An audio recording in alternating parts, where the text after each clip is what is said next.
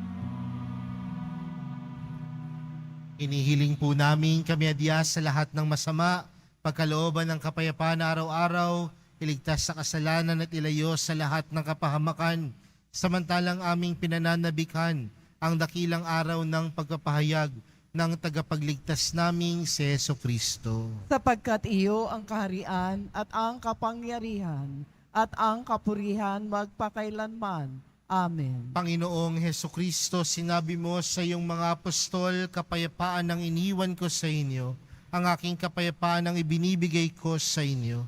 Tunghayan mo ang aming pananampalataya at huwag ang aming pagkakasala.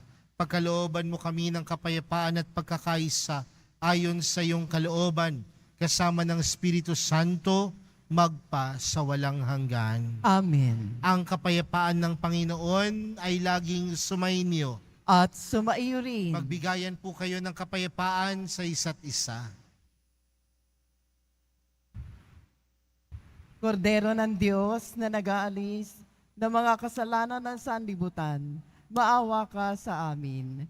Kordero ng Diyos na nag-aalis ng mga kasalanan ng sanlibutan, maawa ka sa amin. Kordero ng Diyos na nag-aalis ng mga kasalanan ng sanlibutan, ipagkaloob mo sa amin ang kapayapaan. Magsiluhod po ang lahat.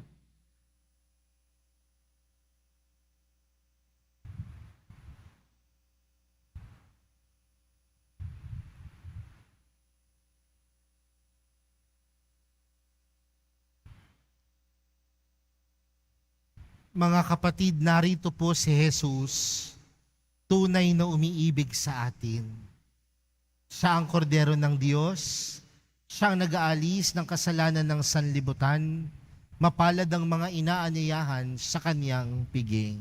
Panginoon, hindi Hindi ako ako karapat-dapat na magpatuloy sa iyo, ngunit sa isang salita mo lamang ay gagaling na ako.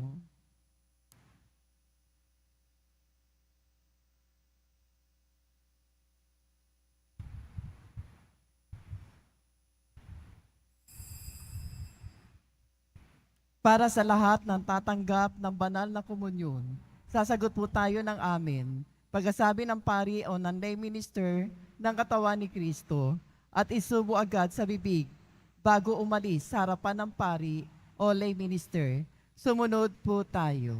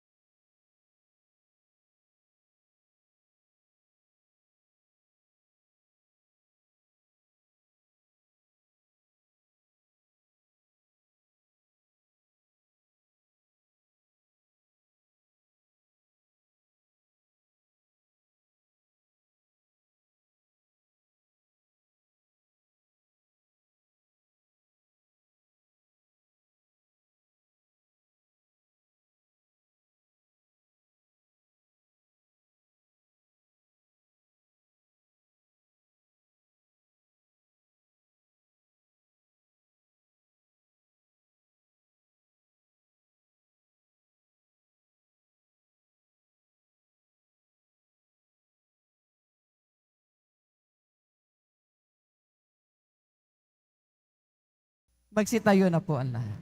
Manalangin po tayo. Ama naming mapagmahal, huwag nawang maparam sa amin ang bungang walang maliw na pinagsaluhan naming paghahain.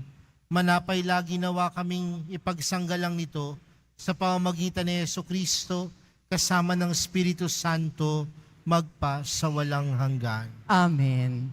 Sumainyo ang Panginoon. At sumaiyo rin. Mahal na pong Jesus Nazareno, inihayag mo sa pamagitan ng krus ang walang maliw na pag-ibig ng Diyos sa sangkatauhan. Pakinggan mo ang kahilingan ng iyong angkan na nagsusumamo sa iyo.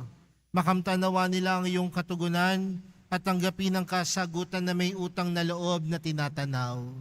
Basbasan din po ninyo ang mga daladala nilang mga imahen at dasalan sa pamagitan ng bendisyon na ito. Naway maalala nila ang mga pangako nila noon sa binyag na ikaw ang kanilang iibigin at paglilingkuran bilang Panginoon magpa sa walang hanggan. Amen. At pagpalain po kayong lahat ng makapangyarihang Diyos, Ama, Anak, at ng Espiritu Santo. Amen. Humayo kayong taglayang kapayapaan ng Pong Jesus Nazareno. Salamat sa Diyos.